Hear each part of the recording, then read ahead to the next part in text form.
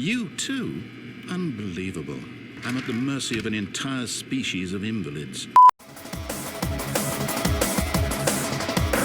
Perhaps there's a monkey nearby you can hand the controls to. A fish? Fungus? Look, you can hammer out the details. I'm not particularly picky. I'll just be waiting for when you're ready to pick up the story again.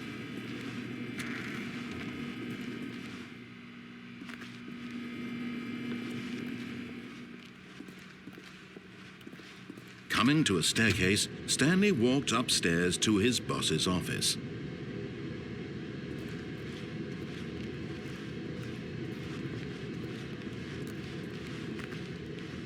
But Stanley just couldn't do it.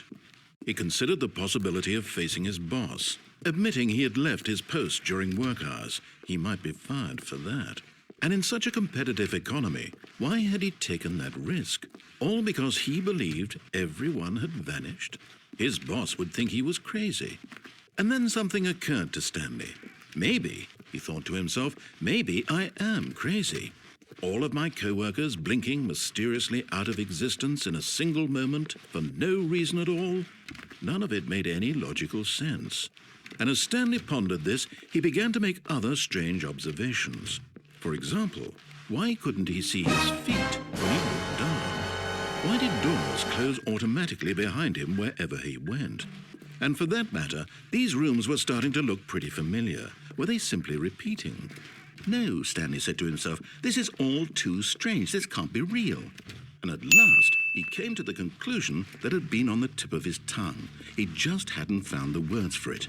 I'm dreaming, he yelled. This is all a dream. Oh, what a relief Stanley felt to have finally found an answer, an explanation. His co-workers weren't actually gone. He wasn't going to lose his job. He wasn't crazy after all. And he thought to himself, I suppose I'll wake up soon.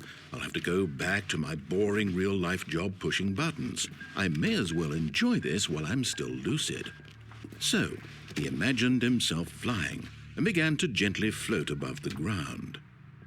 Then he imagined himself soaring through space on a magical starfield, and it too appeared. It was so much fun, and Stanley marveled that he had still not woken up. How was he remaining so lucid?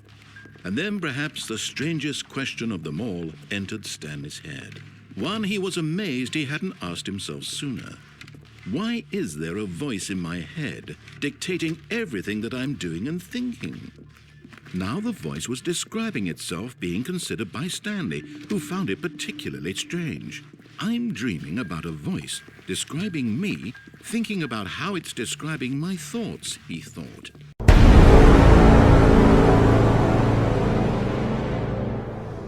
And while he thought it all very odd and wondered if this voice spoke to all people in their dreams, the truth was that, of course, this was not a dream. How could it be? Was Stanley simply deceiving himself, believing that if he's asleep, he doesn't have to take responsibility for himself? Stanley is as awake right now as he's ever been in his life. Now, hearing the voice speak these words was quite a shock to Stanley. After all, he knew for certain, beyond a doubt, that this was in fact a dream.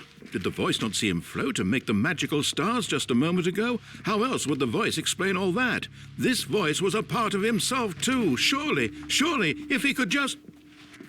He would prove it. He would prove that he was in control, that this was a dream. So he closed his eyes gently, and he invited himself to wake up. He felt the cool weight of the blanket on his skin, the press of the mattress on his back, the fresh air of a world outside this one. Let me wake up, he thought to himself. I'm through with this dream.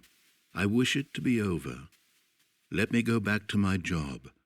Let me continue pushing the buttons. Please, it's all I want. I want my apartment, and my wife, and my job.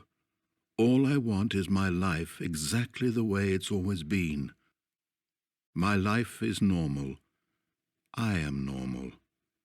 Everything will be fine. I am okay.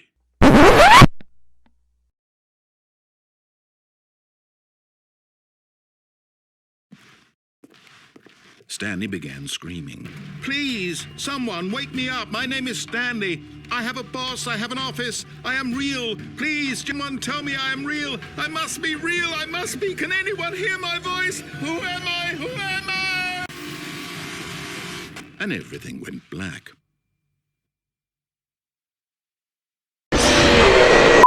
This is the story of a woman named Mariella. Mariella woke up on a day like any other. She arose, got dressed, gathered her belongings, and walked to her place of work. But on this particular day, her walk was interrupted by the body of a man who had stumbled through town talking and screaming to himself, and then collapsed dead on the sidewalk. And although she would soon turn to go call for an ambulance, for just a few brief moments she considered the strange man. He was obviously crazy, this much she knew. Everyone knows what crazy people look like. And in that moment, she thought to herself how lucky she was to be normal. I am sane. I am in control of my mind. I know what is real and what isn't. It was comforting to think this, and in a certain way, seeing this man made her feel better. But then she remembered the meeting she had scheduled for that day, the very important people whose impressions of her would affect her career, and by extension, the rest of her life. She had no time for this, so it was only a moment that she stood there, staring down at the body. And then she turned and ran. Take a seat. Hope you're ready for the next episode. Hey.